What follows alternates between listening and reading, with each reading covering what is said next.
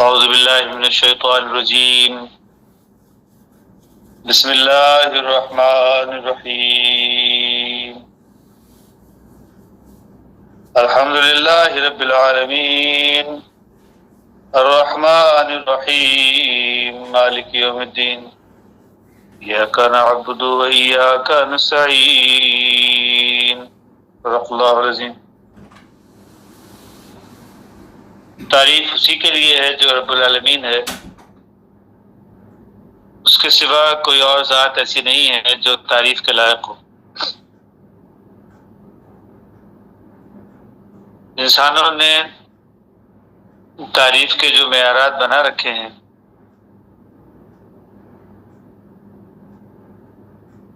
وہ سچے معیارات نہیں ہیں،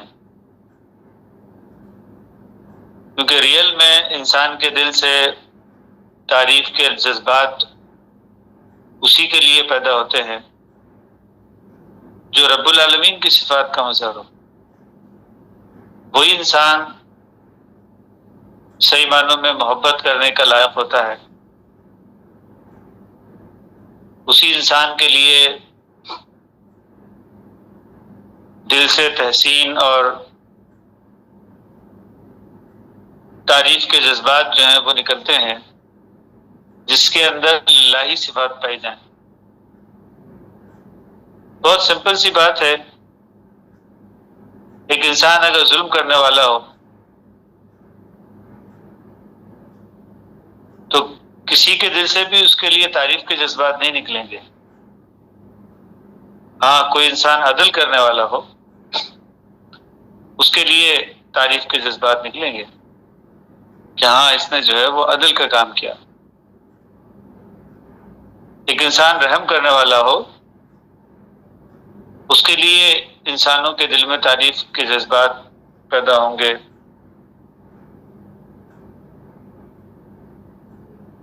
لیکن کوئی انسان جو ہے وہ کسی کو تکلیف دینے والا ہو اس کے لیے تعریف کے جذبات کبھی پیدا نہیں ہوں گے۔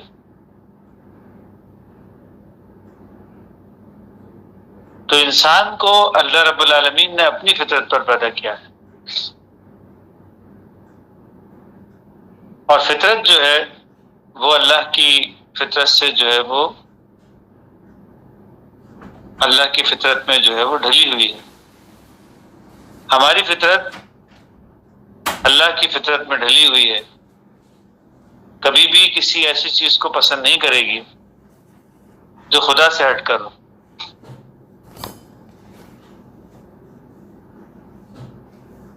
تو یہ انسانی ایٹریبیوٹ جو ہیں جب ہم کو کائنات کے اندر اس انسانی کائنات کے اندر نظر آتے ہیں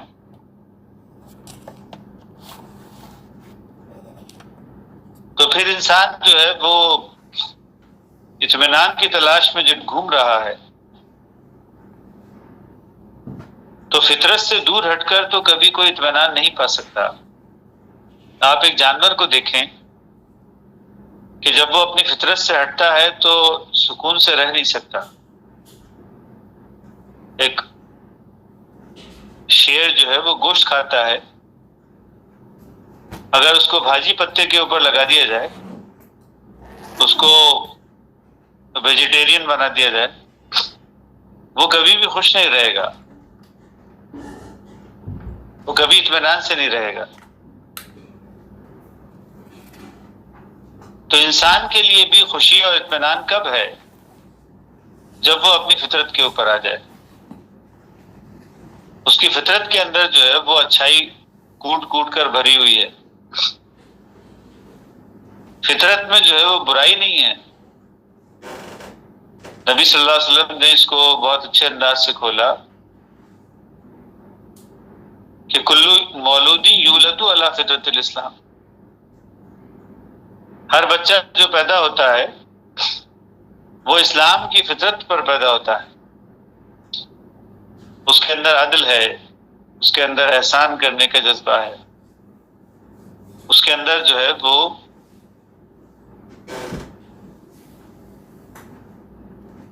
اچھائی کی صفات جو ہے وہ بھری ہوئی ہیں، فطرت میں اس کے یہ چیز موجود ہے۔ یہی وجہ ہے کہ انسان جب برائی کی طرف جاتا ہے تو وہ انسان کبھی بھی اطمینان سے جو ہے وہ رہ نہیں سکتا. تو یہ اللہ رب العالمین نے ایک ایسا نظام رکھا ہے کہ اگر ہم کچھ ایسی چیزوں کو اپنے لیے قابل تعریف سمجھیں جو تعریف کے قابل ایکچولی نہیں ہے. کہتے ہیں اشرفی سے اشراف ہے، جس کے پاس زیادہ پیسہ ہے تو وہ آدمی جو ہے وہ زیادہ عزت دار ہے.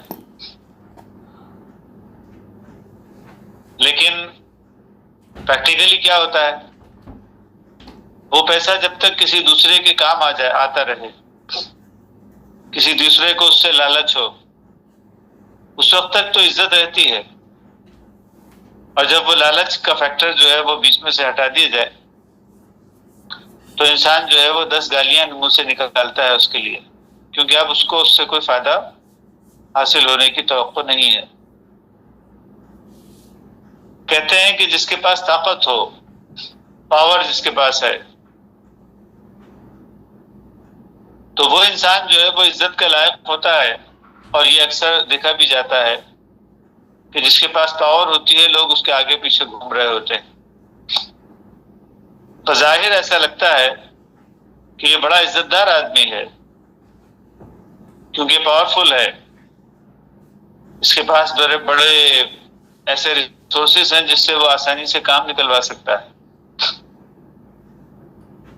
تو ایسا بظاہر دیکھنے میں لگتا ہے کہ بڑا عزت دار آدمی کو اتنا مجمع جو ہے اس کے گرد اکٹھا ہے، جہاں جاتا ہے لوگ اس کو فرشی سلام کرتے ہیں، جھک کر سلام کرتے ہیں.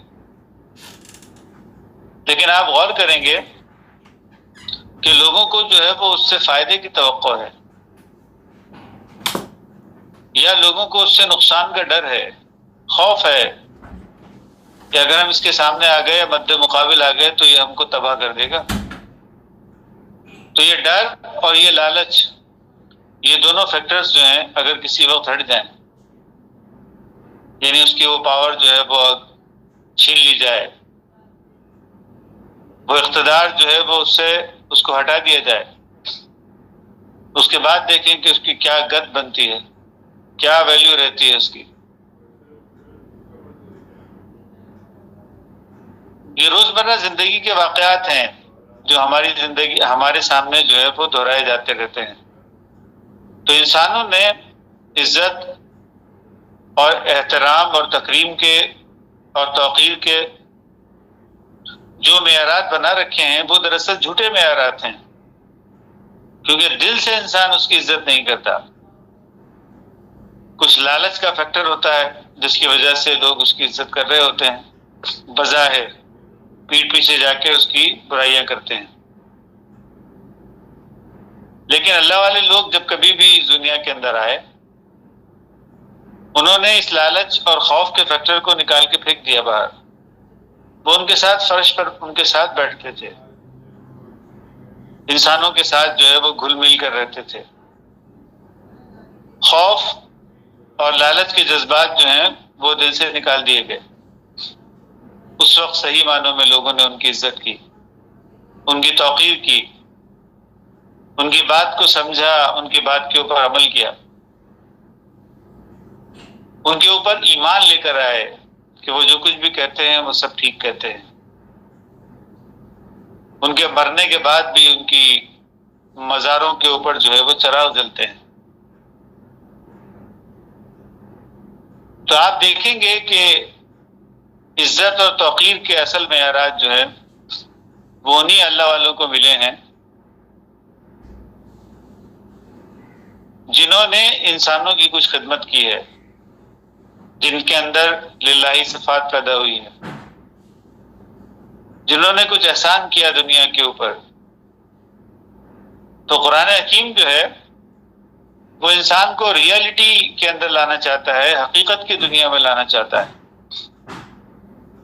کیونکہ جب انسان اس قسم کے ایلیوژنس اپنے دل میں پال لیتا ہے تو اس وقت اس کی لائف جو ہے وہ بڑی میزریبل ہو جاتی ہے.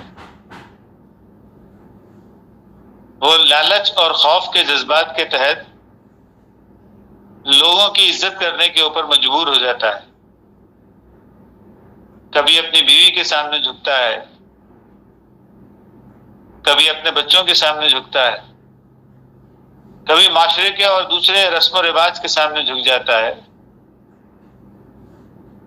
کبھی اپنے دوستوں کے سامنے جو ہے وہ اس کو اپنے گھٹنے ٹیکنے پڑتے ہیں، کیونکہ وہ اللہ رب العالمین کی صفات کو اپنانے کے لیے تیار نہیں ہے، اس کے سامنے سجدہ کرنے کے لیے تیار نہیں ہے۔ تو کسی شاعر نے جیسا کہا کہ وہ ایک سجدہ جسے تو گراں سمجھتا ہے، ہزار سجدوں سے دیتا ہے آدمی کو نجات۔ اگر انسان مختلف جگہوں پہ سجدے نہیں کرنا چاہتا، اپنے گھٹنے نہیں ٹیکنا چاہتا، تو اس کے لیے جو ہے وہ یہ بہت آسان بات ہے کہ وہ اللہ کے سامنے سجدہ کر لے، اللہ کی بات کو مان لے۔ تو قرآن حکیم جو ہے وہ اللہ کی بات ہے جس کو ہم پڑھتے ہیں، اس لیے قرآن حکیم کو اللہ رب العالمین نے ذکر کہا، اور یہ ذکر جو ہے وہ انسان کو اطمینان دیتا ہے، دلوں کے اندر سکون پیدا کرتا ہے، اطمینان پیدا کرتا ہے، کیونکہ وہ انسان جو ہے وہ بس صرف اللہ کے سامنے جھکتا ہے، اس کو کسی اور کے سامنے سجدے کرنے کی ضرورت نہیں پیش آتی۔ تو انسان اگر اطمینان اور خوشی کی جنت کے اندر رہنا چاہتا ہے تو اس کے لیے یہی ایک راستہ کھلا ہے۔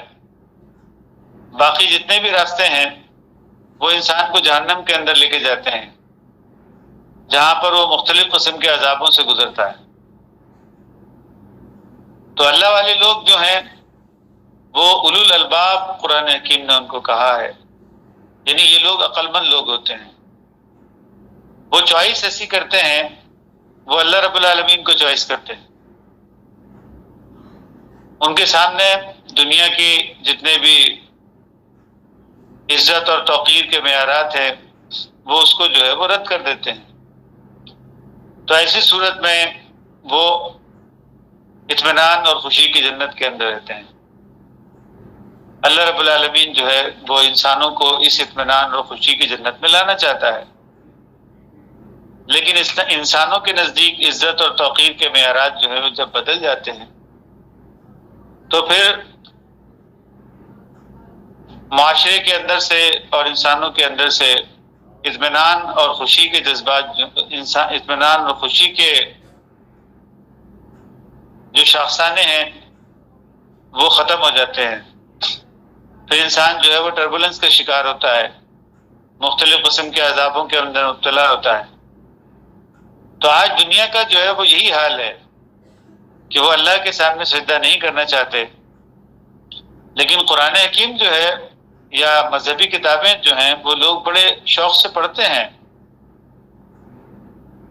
لیکن اس کے اوپر جو ہے وہ عمل کرنا نہیں چاہتے۔ قرآن حکیم جو ہے وہ یہیں سے شروع ہوتا ہے، الحمدللہ رب العالمین، کہ تم نے جو عزت اور توقیر کے معیارات بنا رکھے ہیں وہ سب جھوٹے ہیں۔ اللہ رب العالمین ہے صرف جو تعریف کے لائق ہے، باقی اور کوئی شے جو ہے وہ تعریف کے لائق نہیں ہے۔ انا اکرمکم عند اللہ اتقاکم، تقوی کا جو معیار ہے بس وہی ہے جو انسانوں کے اندر انسانوں کو بلند کرتا ہے۔ باقی جتنے معیارات ہیں وہ لوگوں نے جو بنا رکھے ہیں وہ انسان کو ہمیشہ دکھ اور تکلیف دینے والے ہیں۔ تو اللہ کے صفات کو جو ہے وہ اپنانے کی طرف توجہ دلائی جا رہی ہے، اور کہا جا رہا ہے کہ الرحمن رحیم، وہ خدا جو ہے وہ کیسا ہے، کیسی صفات ہیں جس کے اندر پیدا ہوتی ہیں۔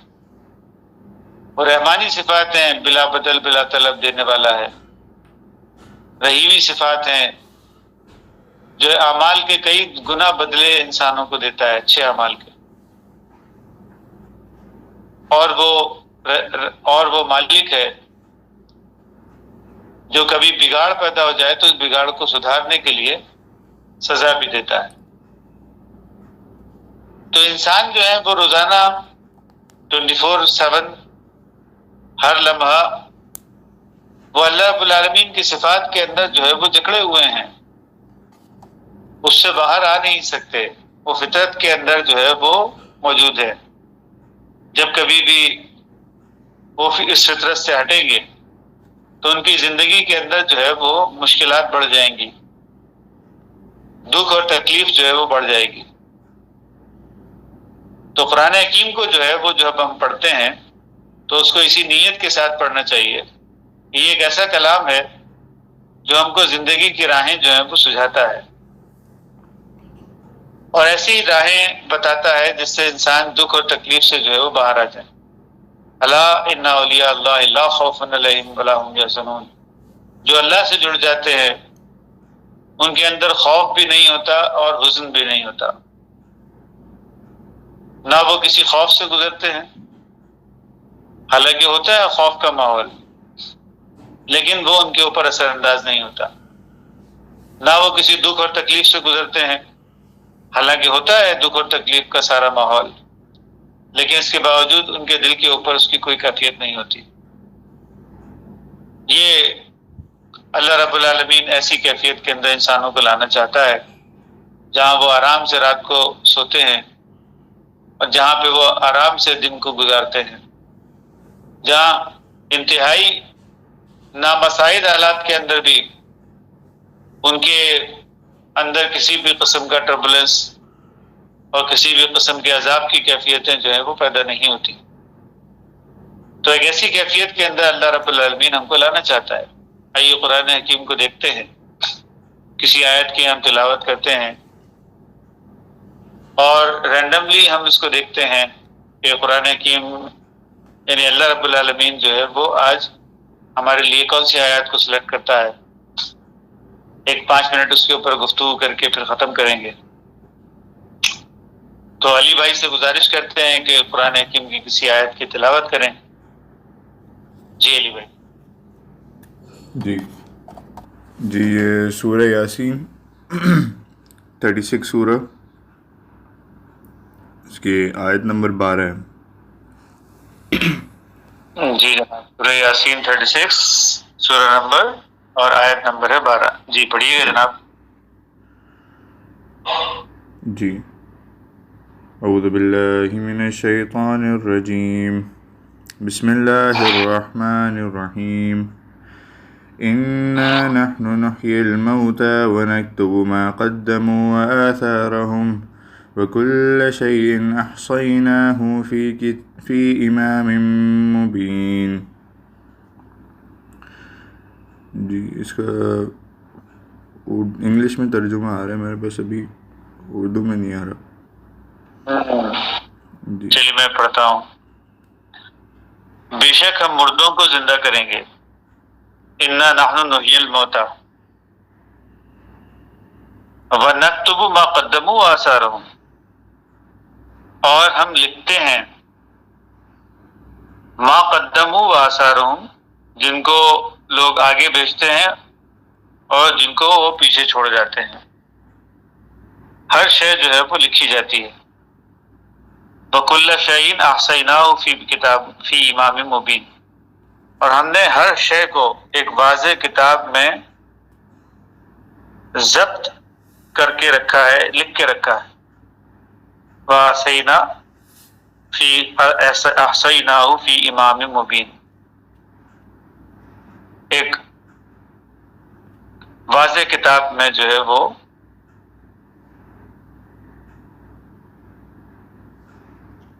ضبط کر کے رکھا ہے یا لکھ کر رکھا ہے۔ اس سے پچھلی آیات کو جب ہم پڑھیں گے تو اس سے اس کی وضاحت ہوتی ہے، کیونکہ قرآن حکیم کو جو ہے وہ ہمیشہ اپنے ریفرنس کے ساتھ یا کانٹیکسٹ کے ساتھ جو ہے وہ دیکھنا چاہیے۔ پچھلی آیات میں جو ہے وہ ان لوگوں کا ذکر کیا جا رہا ہے جو لوگ کفر کرتے ہیں یا نافرمانی کرتے ہیں۔ وَسَوَاءٌ عَلَيْهِمْ أَنذَرْتَهُمْ أَمْ لَمْ تُنذِرْهُمْ لَا يُؤْمِنُونَ، 10ویں آیت ہے۔ آپ ان کو ڈرائیں یا نہ ڈرائیں، دونوں برابر ہیں کیونکہ ایمان لانے والے نہیں ہیں۔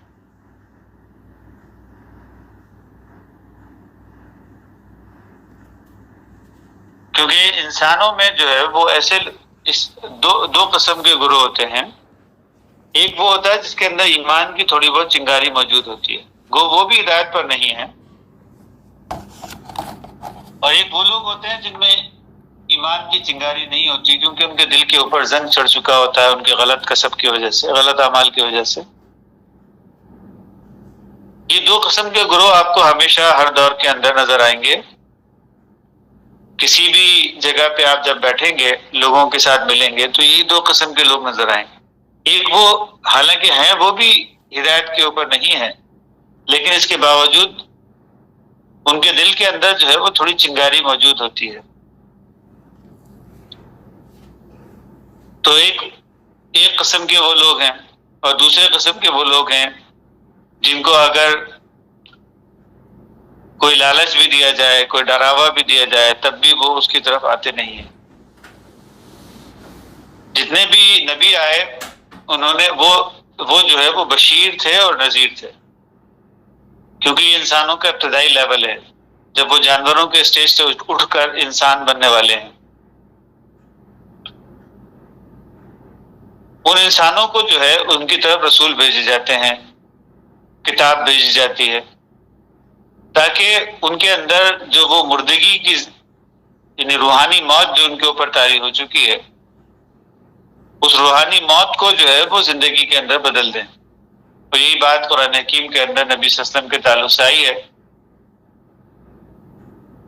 کہ اے نبی صلی اللہ علیہ وسلم، آپ جو ہے وہ مردوں کو زندہ کرنے والے ہیں. ہم نے آپ کو اس لیے بھیجا ہے تاکہ آپ مردوں کو زندہ کریں. تو یہ کون سے مردے ہیں اور وہ کون سی زندگی ہے جو کہ اللہ والے لوگ یا انبیاء جو ہے وہ لے کر آئے تھے؟ تو انسان روحانی طور پر جو ہے وہ مردہ ہو جاتے ہیں، ان کی زمین جو ہے وہ مردہ ہو جاتی ہے. پھر اللہ کے کلام جو ہے وہ بارش کی طرح برستا ہے ان کے اوپر، اس کے نتیجے میں ان کے اندر زندگی پیدا ہوتی ہے، روحانی پیدا ہوتی ہے، سرسبز و شاداب ہوتے ہیں.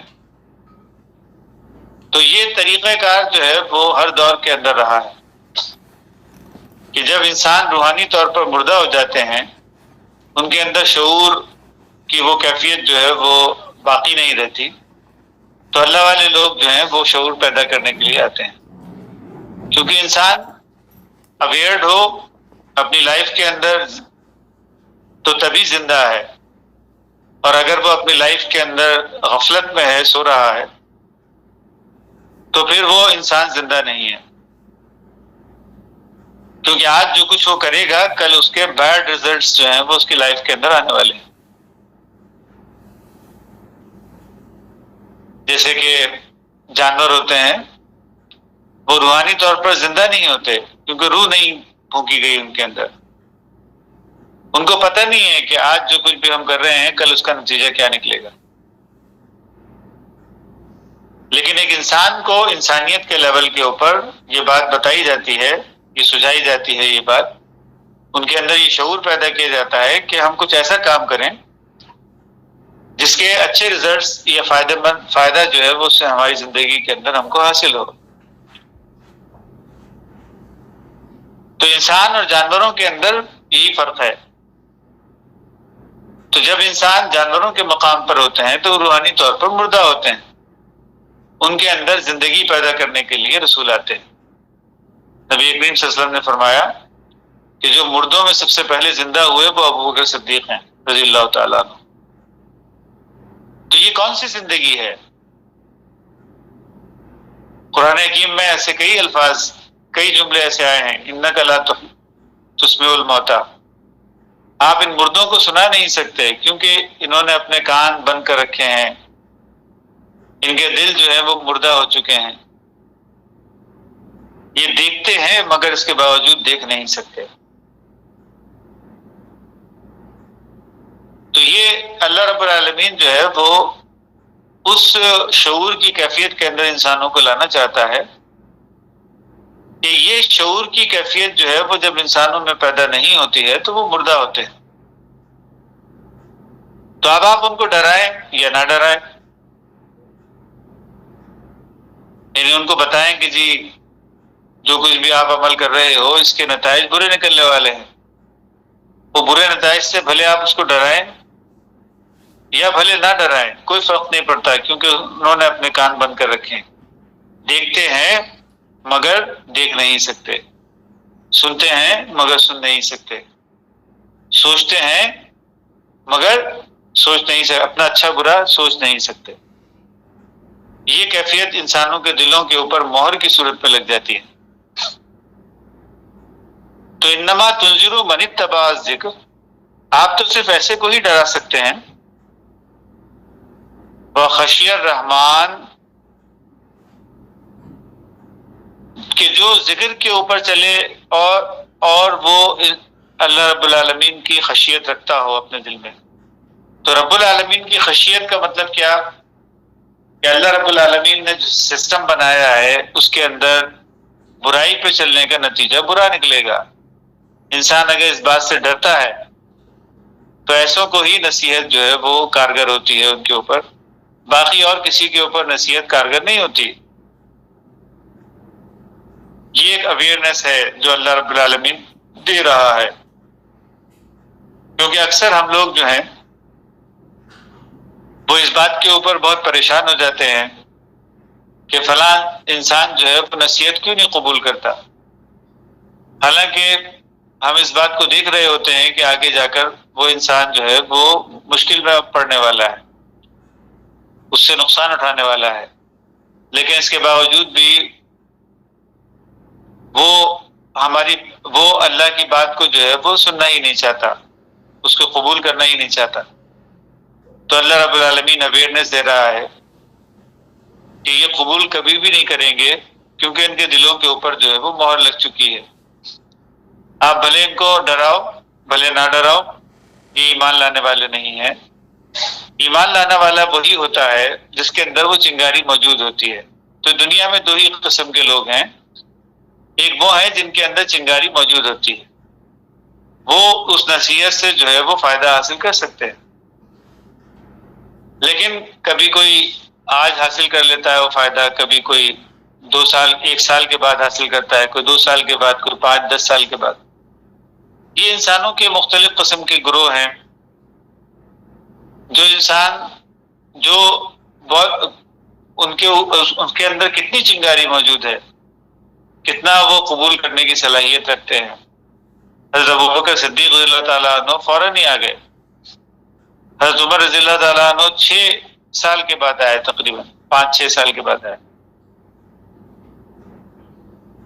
اور ابو سفیان جو ہیں وہ 23 سال کے بعد آئے، اور ابو جہل اور ابو لہب جو تھے وہ اپنی زندگی میں کبھی بھی نہیں آئے۔ تو یہ ایک اویئرنیس ہے جو اللہ رب العالمین دے رہا ہے۔ تو وہ جو کہ نصیحت پر چلنے والا ہے اور رحمان سے جو ہے وہ ڈرنے والا ہے بالغیب، جب شہادت میں آ جائے پھر تو سبھی ڈرتے ہیں۔ جب ہمارے اعمال کے نتائج ہماری زندگی کے اندر سامنے آ جائیں تو پھر تو سبھی ڈرتے ہیں نا۔ اصل تو یہ ہوتا ہے کہ غیب میں ڈرنا، یعنی آج اس بات کو سمجھنا کہ ہم غلط کچھ کام کریں گے تو اس کا برا نتیجہ ہمارے سامنے آئے گا، جبکہ نتیجہ ابھی سامنے آیا نہیں ہے۔ تو وہی انسان جو ہے وہ نصیحت حاصل کر سکتا ہے جو غیب کے اندر ڈرنے والا۔ فبشرہ بمغفرۃ واجر کریم، ان کے لیے جو ہے وہ اجر کریم ہے اور مغفرت ہے۔ یہ اللہ رب العالمین اس کی بشارت دے رہا ہے۔ یہ لازم ہے، ایک ایسا اجر جو کریم ہے، جو بڑا پاک، جو بڑا جو ہے وہ اس کے اندر احسان نہیں ہے، ایک ایسا اجر جس کے اندر جو ہے وہ بڑی تکریم ہے، بڑا باوقار ہے وہ اجر۔ ایک ایسا باوقار اجر جو ہے وہ اللہ رب العالمین انسانوں کو دینا چاہتا ہے۔ پھر یہ آیت آ رہی ہے کہ انا نحن نحیی الموتى، ہم مردوں کو جو ہے وہ زندہ کرتے ہیں اس طرح۔ اب آپ کو بات جو ہے وہ سمجھ میں آ رہی ہوگی کہ ریفرنس ٹو دا کانٹیکسٹ پڑھنے سے پھر آیت کا صحیح مطلب جو ہے وہ ہمارے سامنے آتا ہے۔ یہاں پر روحانی مردے جو لوگ ہیں ان کا ذکر کیا جا رہا ہے، ان انسانوں کا ذکر کیا جا رہا ہے جو روحانی طور پر مردہ ہو جاتے ہیں. اب وہ نہ سن سکتے ہیں، نہ کوئی بات مان سکتے ہیں. جب ان کو جو ہے وہ ایسی خبریں دی جاتی ہیں، ایسی بات بتائی جاتی ہے جو ان کے فائدے کے لیے ہے، وہ اپنا فائدہ جو ہے وہ لینا نہیں چاہتے، کیونکہ وہ آخرت کے اوپر نظر ہی نہیں رکھتے کہ آنے والا وقت جو ہے وہ ان کے لیے کیسا آنے والا ہے. تو جو بھی اعمال وہ آگے بھیجتے ہیں اور جو اعمال پیچھے چھوڑتے ہیں، اللہ رب العالمین فرما رہا ہے کہ ہم نے اس کو ایک واضح کتاب میں جو ہے وہ لکھ رکھا ہے. تو کیا مطلب ہے اس بات کا کہ واضح کتاب کے اندر لکھ رکھا ہے؟ اللہ رب العالمین نے وہ جو اصول ہے، وہ جو قاعدے قوانین ہیں، وہ اس کائنات کے اندر جو ہے وہ لکھ رکھے ہیں کہ کوئی بھی انسان جب اچھائی کی طرف جائے گا تو اس کے اچھے نتائج ہی اس کی زندگی کے اندر آئیں گے. کوئی انسان جب برائی کی طرف جائے گا تو اس کے برے نتائج ہی اس کی زندگی کے اندر آئیں گے. اس کو کوئی بدل نہیں سکتا. یہ کھدے ہوئے حروف کے ساتھ لکھے ہوئے ہیں، اس کو کوئی انسان جو ہے وہ بدل نہیں سکتا. تو اللہ رب العالمین جو ہے وہ انسانوں کو اس کی طرف لانا چاہتا ہے، یہ اویئرنیس دینا چاہتا ہے کہ دیکھو یہ ہم نے جو ہے وہ ایک ایسی کتاب کے اندر جو ہے وہ لکھ رکھا ہے. یہ کائنات جو ہے وہ اسی اصول کے اوپر، اسی حق کے اوپر جو ہے وہ قائم ہے، اور انسانی فطرت جو ہے وہ بھی اسی حق کے اوپر، اسی فطرت کے اوپر قائم ہے. تو جب تم کائنات کے اندر اپنے سے آؤٹر ورلڈ کے اندر جاؤ گے، وہاں پر بھی تم کو اسی سے واسطہ پڑے گا. جب تم اپنے انر ورلڈ کے اندر جاؤ گے تو وہاں پہ بھی اطمینان اور خوشی جو ہے وہ اسی سے ملے گی. تمہارے پاس اس کے سوا کوئی اور دوسری چوائس نہیں ہے. اور جب بھی کبھی اس سے ہٹو گے، اس فطرت سے ہٹو گے، تو اس کے برے نتائج جو ہیں وہ تمہاری زندگی کے اندر سامنے ضرور آئیں گے. اس سے تمہارے اندر اطمینان اور خوشی جو ہے وہ ختم ہو جائے گی. وہاں پر فساد اور ٹربولنس جو ہے وہ آپ کی زندگی کے اندر داخل ہو جائے گی. تو یہ لکھا ہوا ہے، اس کے اندر تبدیلی ممکن نہیں ہے. تو اعمال کی دنیا کے اندر جب بھی کچھ آگے ہم بھیجیں گے اور جب بھی کچھ ہم پیچھے چھوڑیں گے، ہر ایک چیز کا بالکل نتائج جو ہیں وہ اللہ رب العالمین کے پاس لکھے ہوئے ہیں. اس کے اندر کوئی تبدیلی کبھی ہونے والی نہیں ہے. تو بہتر وہ انسان ہے جو اس روحانی موت سے نکل کر شعور کی دنیا کے اندر قدم رکھے، اور عقل مند انسان وہی ہے کہ جو اس روحانی موت سے اس زندگی کی طرف آ جائے جہاں پہ انسان جو ہے وہ اطمینان اور خوشی کی جنت کے اندر رہے. تو یہاں پہ ابھی ہم اس کو ختم کرتے ہیں. بارک اللہ لنا ولکم فی القرآن العظیم ونفعنا وإیاکم بالآیات والذکر الحکیم.